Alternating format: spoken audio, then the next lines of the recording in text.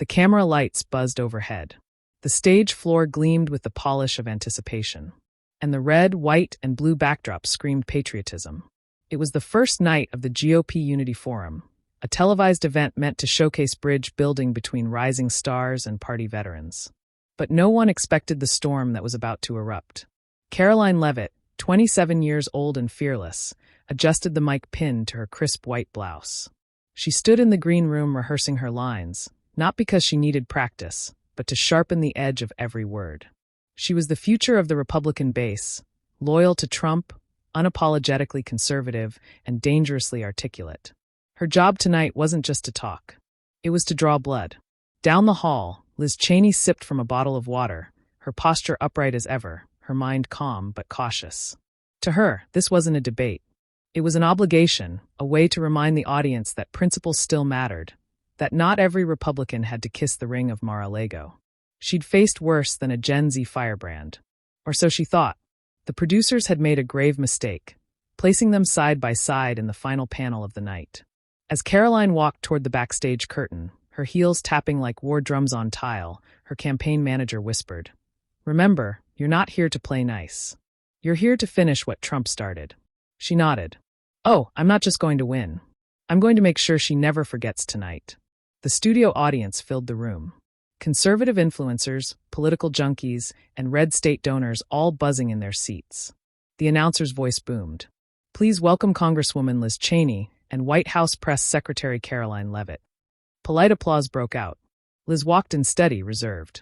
Caroline followed with eyes locked on her opponent like a hawk circling prey. The moderator opened. "Tonight we discuss the soul of the GOP. Unity or truth? Can the two coexist?" Caroline leaned forward slightly, her smile tight. Truth, she thought, is about to punch unity in the mouth. Liz Cheney took the mic first. Her voice was measured, controlled, the tone of someone used to speaking from a place of legacy. "I believe the Republican Party must return to its constitutional roots," she began. "Not to a personality cult, not to rage politics. We must be the party of principle again." There were nods from some corners of the crowd. Others remained stiff, watching, waiting. Caroline didn't blink. She let Liz finish. She even paused a beat longer. It wasn't out of politeness. It was strategy. Silence before impact. Then she leaned into her mic. "With all due respect, Congresswoman," Caroline began, her voice cutting clean through the air like a scalpel. "The Republican Party didn't abandon its principles. You abandoned its people." A low ripple moved through the audience. Caroline's eyes were locked, unflinching. "You voted to impeach the president who gave working-class Americans a voice again. You sided with the same media elites who called us deplorables. And now you want unity." Liz straightened her back, blinking once. "I sided with the Constitution, Ms. Leavitt." Caroline didn't miss a beat. "Funny. I thought the Constitution guaranteed free speech, something your January 6th committee wanted to punish people for having." The moderator raised a hand. "Ladies." But the audience was already leaning forward. Liz fired back. "You defend lawlessness and insurrection." Caroline turned to the audience. Voice rising, not shouting, just sharpening. "I defend Americans who were fed up with a broken system. You defend the system that silenced them." A few claps broke out. The kind that start quiet and grow. Caroline stepped deeper into her lane. "You call yourself a Republican, but you're applauded by CNN. You say you care about democracy, but ignore the people who elected Trump twice. You're not here to save the party. You're here to burn it down for MSNBC airtime." Liza's lips tightened. Caroline was on offense now, and the crowd felt it. A young face speaking what they whispered over dinner tables. A reckoning televised. Liz Cheney, for all her legacy and lineage, hadn't been publicly challenged like this by someone so young, so relentless. She adjusted the mic, eyes narrowing just enough to reveal the pressure behind her composure. "Ms. Leavitt," Liz said, choosing her words like weapons. "You speak of loyalty to voters, but loyalty to a man above the Constitution is not patriotism. It's submission." Gasps. The kind that signal a line had been crossed. But Caroline didn't flinch. She smiled. "The only thing I'm loyal to," Caroline said, "is truth. And the truth is that your kind of leadership handed the Senate to the Democrats, the White House to Joe Biden, and the base to people like me because you lost it." She leaned forward. "You didn't just lose voters, Congresswoman. You lost the room." A louder reaction this time. Murmurs. Someone even shouted, "Facts!" Liza's jaw tightened. She wasn't used to being outpaced in rhetoric, especially by someone born the year her father ran the Pentagon. "I took an oath," Liz snapped back. "An oath you clearly treat like a slogan. I'd rather lose an election than lose my integrity." Caroline let the silence breathe then. "And I'd rather win for the people than grandstand for a book deal." Boom. The moderator tried to shift but couldn't. This wasn't a panel anymore. It was a battlefield. From the wings, producers were whispering nervously. The live broadcast was trending. Caroline versus Cheney hit X within 15 minutes. Clips of the exchange were already going viral, especially the part where Caroline cut Liz off with brutal precision. And Caroline knew it. She wasn't just speaking to the room anymore. She was speaking to millions. She stood a little taller, her blazer sharp, her voice steady. "You say you're saving democracy, but what you're really trying to save is your place in a system the rest of us are done obeying. The swamp doesn't clean itself. It gets drained." Even those who didn't fully agree with Caroline felt it. She owned the stage now. The moderator's voice cracked slightly as he tried to regain control. "Let's shift to party unity." But Caroline raised a hand politely but forcefully, cutting him off. "If unity means pretending Liz Cheney didn't betray the base, then maybe we don't need unity." Gasps. Scattered applause. Liz bristled. Her years on the Hill taught her how to deflect. But this wasn't a hearing. This was raw, unfiltered. And Caroline had just drawn a line in the sand and dared Liz to cross it. "I don't answer to cultists," Liz fired back, her tone sharp. "I answer to the Constitution." Caroline took one long look at the audience. They weren't shocked by Liz's words. They were exhausted by them. "See," Caroline said calmly, "this is why we lose elections. While you're on Capitol Hill calling your own base cultists, the left is calling them domestic terrorists. And guess what? The people are tired of being insulted by the people they vote for." A man in the crowd shouted, "She's right." Liz tried to salvage ground. "I stood up when it mattered. I stood up to lies. That's what leadership looks like." Caroline stepped forward. No notes in hand, only conviction. "No, Congresswoman, you stood up for CNN cameras. You stood up for Democrats who suddenly admired your courage when you attacked Trump. You think that's leadership? All you did was show the left how weak we can be when we eat our own." The room was shifting. Liz saw it. She felt it. Caroline wasn't just winning the argument. She was controlling the emotional current of the room. "You want to talk about integrity?" Caroline continued. "Real integrity is standing with people who get mocked, censored, fired, and jailed for having the wrong opinion and still defending them. That's what I do." Liz's comeback was late, hesitant. "This isn't about opinion. It's about reality." Caroline delivered the kill line with a grin. "No, it's about relevance. And you lost yours the day you turned your back on the people who sent you to Washington." The crowd erupted, some stood. The moderator tried to pivot again, but it was too late. Caroline had turned a panel into a reckoning. Liz Cheney sat slightly back in her chair now, posture tight, fingers interlaced, jaw tense. She was a Cheney, daughter of a vice president, heir to a dynasty built in the war rooms of Washington. But none of that armor seemed to hold tonight. It was cracking under lights, under pressure, under Karoline Leavitt. Caroline adjusted her mic and locked eyes with her opponent. "You know what the problem is with Washington's old guard?" she asked the audience. "They think the people serve them, not the other way around." The audience roared in agreement. Phones came out. X exploded. Caroline turned to Liz, her voice calm, but deliberate. "You say you care about democracy, but when democracy didn't vote the way you liked, you tried to shame it. You voted to impeach the man 74 million Americans chose, not because of facts, but because you were afraid of being labeled by the New York Times." Liz tried to interject. "That's a distortion of." Caroline held up a hand. Not rudely, commandingly. "You've had years to explain yourself," she said. "Tonight, the people finally get to speak back." She gestured to the crowd. "I've walked the streets of red states. I've spoken to truckers, single moms, veterans, factory workers. They don't know what Harvard Law says about the 14th Amendment, but they know what betrayal feels like." Liz's lips parted. No sound came out. Caroline went in for the final strike of the round. "You had power, Congresswoman, but you used it to punish your own. And when they turned on you, you ran to the media like a victim. You became the resistance's favorite Republican. The kind that loses." That last word, "loses," echoed. Then came the standing ovation. Not a ripple. Not a few claps. It was loud. The The moderator leaned into his mic, uncertain. We'll take a quick break and return with closing statements. As the cameras panned the crowd, the visual said what no headline could. Caroline Leavitt hadn't just won the night. She'd redefined the battlefield. And Liz Cheney sat motionless, the applause for her opponent washing over her like a final verdict. Backstage during the commercial break, aides buzzed like bees around both podiums. Caroline's assistant handed her a bottle of water and leaned in. You're trending #1. Over 2.4 million live viewers. Caroline nodded once, calm, laser-focused. In contrast, Liz Cheney's camp was rattled. One aide whispered something about damage control. Another was already crafting a tweet to spin the outcome before the debate had even ended. Liz, seated in the green room corner, looked down at her hands.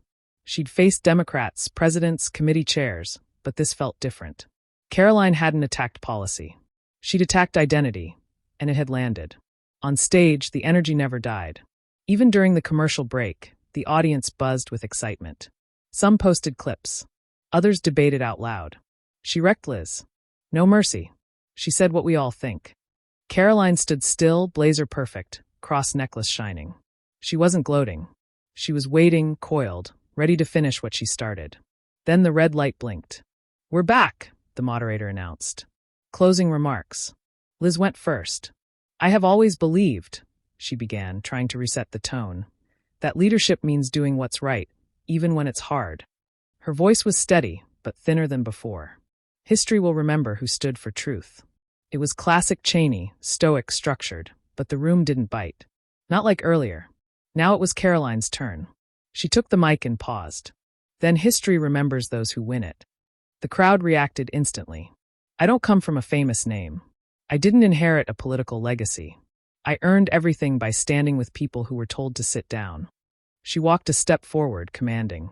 I'm not afraid of hard truths. But I won't let people like Liz Cheney weaponize them to silence us. This is bigger than Trump, bigger than party. This is about who owns the voice of America, the people, or the elites who've ignored them for decades. Liz blinked hard once. Caroline went for the closer. Tonight wasn't about me versus Liz. It was about the old guard versus the future. And I think America just made its choice. Applause erupted again online. The clips lit up like wildfire. #Caroline 2028 trended. Liz's name barely flickered. Before Caroline could even leave the stage, her phone vibrated with alerts, notifications, mentions. Thousands. A viral moment was already in motion. Caroline Leavitt just handed Liz Cheney her career in a gift bag. Fire. #Leavitt Massacre. #Caroline Dominates. A Cheney silenced by Gen Z. Historic. The debate wasn't even cold yet, and TikTok edits, YouTube shorts, and threads were exploding with clips of Caroline's most brutal lines. Some framed it as youth versus establishment, others as truth versus legacy, but they all agreed on one thing. Caroline Leavitt had just become a political force no one could ignore. Backstage, a Fox producer approached her team. We want her on Hannity. Tonight. CNN was reaching out too, mostly in panic. One producer whispered, we need to respond before the narrative hardens. Meanwhile, Liz Cheney left through the side exit. No cameras, no post-interview, no crowd. Her team walked behind her in silence. One aide muttered, we'll spin this somehow. But Liz knew. Her posture said it. Her silence confirmed it. She'd underestimated the hunger out there for someone who didn't just say they fight for the people, but sounded like one of them. Caroline sat in the green room now, finally exhaling. Her husband texted, whatever you just did, it worked. My office can't shut up about you. She grinned slightly, not from pride, but from certainty. This wasn't just a good night. It was the night a conservative strategist messaged her. You didn't just beat Cheney. You buried the old GOP. That idea lingered in her mind. Could this be the start of a generational pivot? Could she lead it? As she stepped out to waiting cameras, she said softly to herself, no more silence. Not for them, not for us. And the crowd waiting by the steps, still chanting her name. By morning, the headlines were impossible to ignore. Caroline Leavitt shakes GOP foundation in Cheney Showdown. A new star rises and an old one flickers. Gen Z conservative blasts establishment on live TV. Inside Capitol Hill offices, Caroline's name was on every screen and every tongue. Republicans split down the middle. Half cheered her boldness. The other half worried. Too much heat, one Senate aide warned. She's channeling the base, another replied. Exactly what we need. Meanwhile, Liz Cheney's camp wasn't silent anymore. Later that morning, she appeared on Meet the Press, stiffer than usual, the edge in her voice razor sharp. What you saw last night wasn't leadership, she said coldly. It was showmanship. And frankly, demagoguery. The anchor leaned in. You seemed caught off guard. Cheney paused. I underestimated the appetite for spectacle. I won't do that again. The shot wasn't just at Caroline. It was a warning to her growing movement. But Caroline fired back just hours later in a fiery ex-post. Calling the truth demagoguery is how the old guard avoids accountability. The people spoke last night. Liz Cheney just didn't like what she heard. It was retweeted 80,000 times in 2 hours.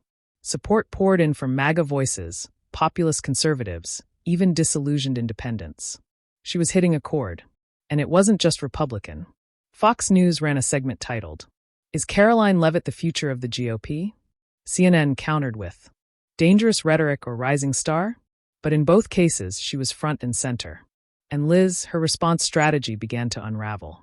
Every new appearance seemed reactive, defensive, measured in all the wrong ways. Caroline, on the other hand, leaned into the moment. Not gloating, just present. Her words carried clarity. Her tone, conviction. And her supporters, they weren't just watching, they were organizing. 2 days later, Caroline Leavitt stepped into a packed auditorium in Nashville, the first of 3 speaking events scheduled that week alone. The venue had been booked for 400 people. Over 1,000 showed up. The crowd wasn't just political junkies. It was veterans, college students, young parents, even some ex-Democrats curious about the voice that had silenced Liz Cheney. As Caroline took the stage, a chant began before she even said a word. Speak for us. Speak for us. She let it roll for a moment, then raised one hand. I'm not here to be a savior, she said, eyes scanning the crowd. I'm here because you deserve someone unafraid to say what's been obvious for years. Cheers.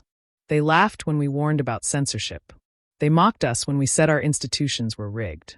And when someone like Liz Cheney turned on us, they called it courage, but I call it betrayal. Louder cheers. Someone shouted, Tell it, from the second row. Caroline stepped down from the stage. No podium, just her walking among them. I didn't win a debate. That was never the goal. What I did was call out a system where pedigree replaces principle and the people get left behind. She paused, locking eyes with a retired Marine in the crowd. You served. You fought. And they thank you with inflation, indoctrination, and indifference. Well, I see you. And I'm not done. Outside, press vans line the street.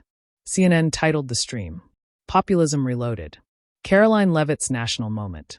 Fox ran with, She speaks and they show up. But Caroline didn't care for headlines. She cared about impact. Because something bigger than a debate night was happening. A woman had stood up. A legacy had cracked. And a movement had stepped into the light, with Caroline Leavitt at its front. 3 weeks later, the fallout had crystallized into something undeniable. Caroline Leavitt wasn't a viral moment. She was a political reckoning. Major conservative PACs began calling. Grassroots donations surged. And her name drew louder applause than seasoned senators. Meanwhile, Liz Cheney returned to Wyoming for a closed-door donor dinner. Her face was calm, but her posture was not. She'd survived political storms before. Trump, January 6th, censure votes, but this felt different. Because it wasn't an institution coming for her. It was the next generation. She's dangerous, one donor whispered. No, Liz replied flatly. She's effective. That night, Caroline delivered a live-streamed address titled, What Comes Next? Over 3.2 and 2 million watched within 48 hours. Dressed in a navy blue blazer, the silver cross on her collar catching the soft studio light, she began. Some said I was just angry. Others said I was just lucky. But they all missed the truth. I'm just getting started. She walked through the failures of the past GOP establishment. She named names. And then she gave the line that would trend for days. If the old guard wants to keep their seats, they better stand up, because we're not waiting anymore. At the end, she stared directly into the lens. America doesn't need another dynasty. It needs defenders. The screen faded to black. And just like that, Caroline Leavitt had written herself into the next chapter of American politics. Not as an understudy. Not as an echo. But as a storm of her own making. What started as a tense debate became a national awakening. Caroline Leavitt didn't just challenge Liz Cheney. She dismantled the legacy she stood on. It was youth versus establishment, fire versus control, belief versus legacy. And in the end, the crowd chose fire. The new generation had found its voice.